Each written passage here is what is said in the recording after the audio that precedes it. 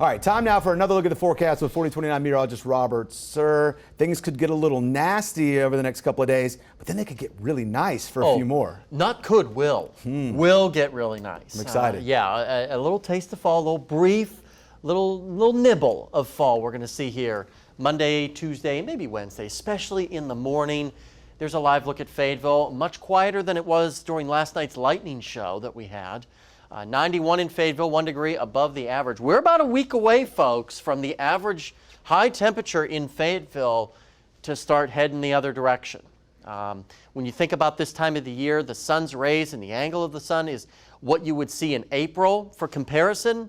So we're heading the other direction now. Instead of the sun getting stronger, it's getting weaker in the sky as we head towards fall. 94 in Fort Smith.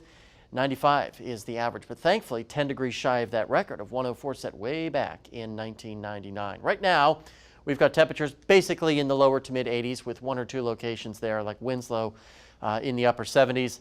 Upper 70s still in Coal Hill and in Clarksville, but everybody else across the River Valley is dealing with temperatures in the 80s. Still really sticky and really miserable dew points across the entire state of Arkansas and up into southern Missouri.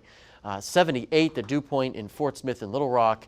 You get those temperatures, another 10 degrees or so, it gets close to that dew point, you start to worry about fog developing. I don't think we're going to see that tonight because we have some winds, but we are keeping our eye on all this unsettled weather across Kansas and Oklahoma. Some of this is going to try to make a run in our direction by tomorrow morning. It should be weakening as it does so. You can see some new model data here as we put this into motion. Most of tonight should be relatively quiet. There could be a couple of stray showers, maybe a weak thunderstorm while most of us are asleep, but it won't be until tomorrow morning around sunrise, I think, when we'll start to see more organized activity that could have 1 or 2 marginally strong, maybe a weak severe storm or 2. We should get a break throughout most of your day on Sunday with some clouds mulling around. And then Sunday night, once the sun sets, we have another system. The models have really been waffling on this about where the worst of the weather could be. This one kind of takes the worst of it through south central Missouri, and we're stuck in the overnight hours on Monday with maybe pockets of moderate to heavy rainfall until that front crosses kind of shuts things off by Monday morning. And then we cool down.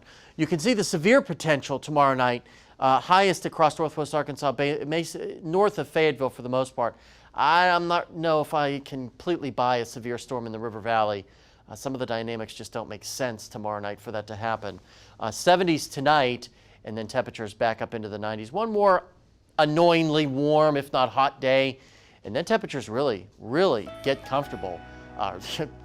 Free fall into the upper 70s for Monday and Tuesday, and then mid 80s. We start to warm up as we get into the rest of the week. No problems right now, no problems. If you have plans to head to Suhr NWA at Drake Field Friday and Saturday of next week, and hopefully the winds die down or aren't a factor. River Valley, pretty much the same thing. A couple of showers, much lower rain chances, Brandon, Sunday and Monday, and then a really nice week from there on out.